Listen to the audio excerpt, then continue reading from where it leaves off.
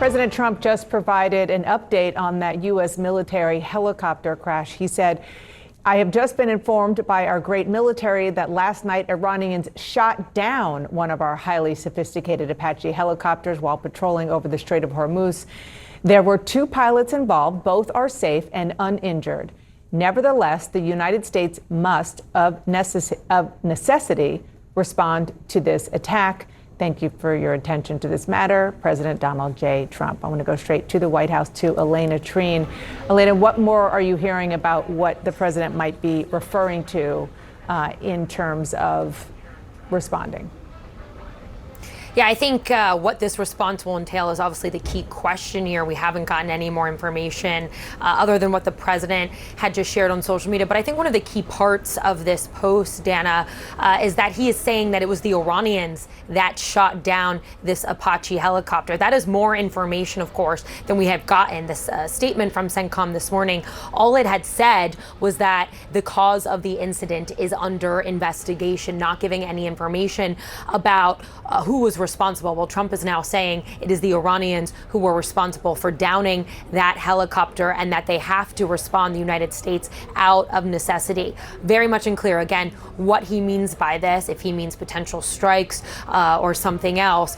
But that can definitely, of course, be a major complicating factor after a very few tense days in this war, really, after, of course, we saw Israel and Iran exchanging fire, the president getting them to back off. Now he's been optimistic. The latest we heard from him this morning, very optimistic about a deal, but now saying he needs to respond to this. And I do want to provide some information about the importance of these Apaches, because this marks the downing of this helicopter, the first time an Apache was lost since this war began. Typically, they have been responsible for precision attacks on some of these Iranian small boats we know that have been operating in the Strait of Hormuz, the United States using them as part of the Iranian blockade. So all to say, it's unclear what this response is going to be. I think we have a lot of work to do in our reporting with our sources on what this is going to look like. And I also think the fact that the president is even coming out and saying that there needs to be a response is a huge signal in how he's trying to handle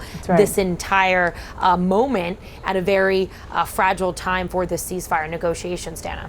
Yeah, it's so true. All of the factors here are very important. Thank you for bringing us this breaking news. Let's go now to CNN's Zach Cohen. Zach, tell us what you are hearing from sources and from the Pentagon.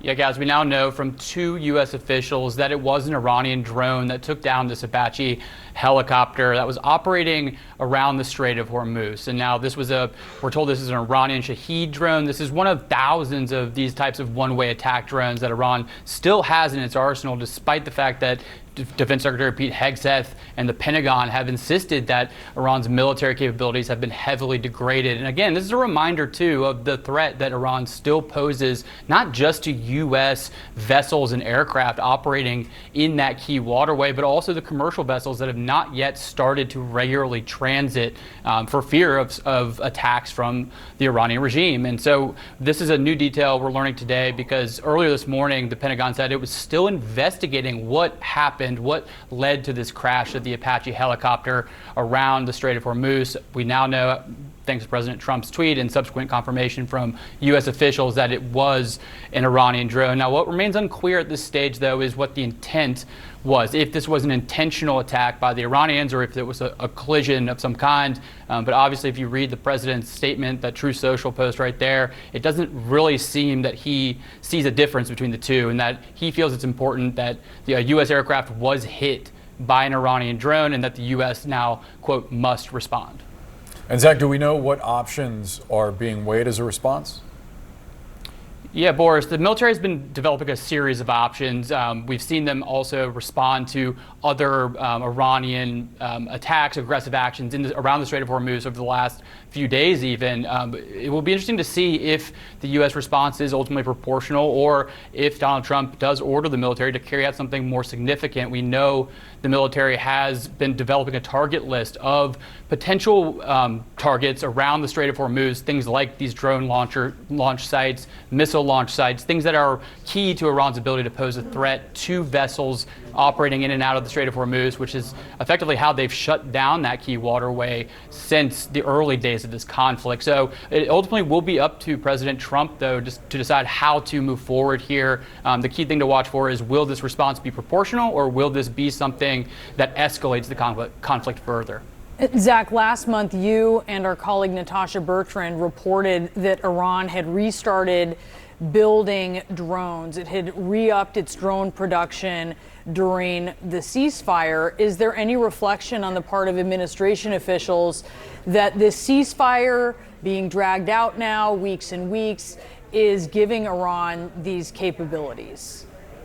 Yeah, Brianna, that's something that we hear from sources and U.S. officials in private for sure, but we have not heard the president in particular or Defense Secretary Pete Hegseth voice a similar concern, really painting a more optimistic and a more confident view of the damage that the U.S. military has inflicted on the Iranians' capabilities. But like you mentioned, we reported that the Iranians have been using this time, this ceasefire, to reconstitute many of its military capabilities, and it's already restarted production on some of these attack drones that, as we've seen today, are capable of taking down an Apache helicopter, also a threat to U.S. Navy ships and commercial ships alike. Look, this is a war that the U.S. and Israel started, and the president was very clear that he wanted it to be over very quickly. And time again, things have happened as is that's what happens in war, that sets back his desire for a deal. Yeah, we have heard so many times that a deal is in the offing. Sometimes last week he said potentially as soon as this weekend. He told farmers in Wisconsin that the fertilizer costs that skyrocketed because of the war would be down in 90 days because he was going to take care of this. Let me just interrupt. Sorry, Dasha, just to play what the president said last night about this very thing. They were going back and forth, and now they both agreed through me to stop. And we're in the final throes of what will be a very, very good deal that will not allow in any way, shape, or form nuclear weapons, etc. And the strait will open up right away. It'll open up immediately upon signing, which could be in 2 or 3 days. 2 or 3 days. And there he was talking about Iran and Israel and the fire that's been going back and forth there. But if you look back, our colleague Aaron Blake did a terrific report that you can see on CNN.com. Since this ceasefire started 2 months ago, the president has at least 38 times said some version of a deal is around the corner. Yeah, and he's been really pushing for diplomacy here, and he has been calling this a ceasefire. It's really a ceasefire only by the president's definition, which he recently said just means a more moderate amount of shooting for that region, because you have seen a very hot Middle East in the wake of all of this. Yeah, and I think she's right. The president believes that there can still be some shooting and the ceasefire holds. But you've seen him so hesitant to restart these kinetic attacks. Even last night, he said, we could bomb, that's an option, but the Strait of Hormuz would be closed for much longer. What has been much more helpful, he said, I'm paraphrasing, is the blockade. And so obviously we're learning more about we need to learn more about what the president's going to do. I've asked whether or not he's going to be in the Situation Room monitoring, haven't heard back. And then the CENTCOM commander, who has been the leading role of kind of announcing to the public what has been happening kinetically, including those responses to those boat strikes that we've seen over the last 2 weeks, is supposed to be briefing at 2 p.m. on the Hill. Remains to be seen if that's still going to happen. And it also, because it takes two to tango, it also says something that Iran is so brazen that they shot down Apache helicopters. That doesn't sound like someone who's working towards a deal to end all of this, not just, making the shooting less frequent, but ending it entirely. It shows that ending wars, they're easy to start, very hard to end. And Donald Trump has been, making promises that are easier said than done. And we just have something else in. This is from the Speaker of the Iranian Parliament, which was posted right before President Trump posted what we reported to you.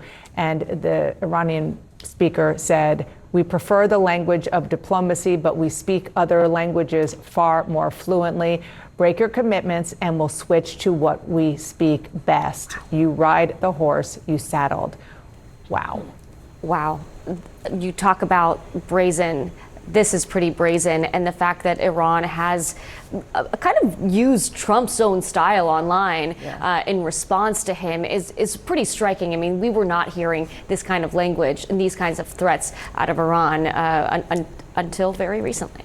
And so much of this conflict has been a strike would happen, and it was unclear how high that strike was ordered because of the inability, because of after those strikes that took out those top leaders, the inability for one side of the Iran government and military to talk to the other. And I think that Donald Trump has, for a couple different times, said, those strikes are happening because they're not talking to the people. Those strikes are happening because they're not talking to the people. And so with that tweet, is he going to say that again?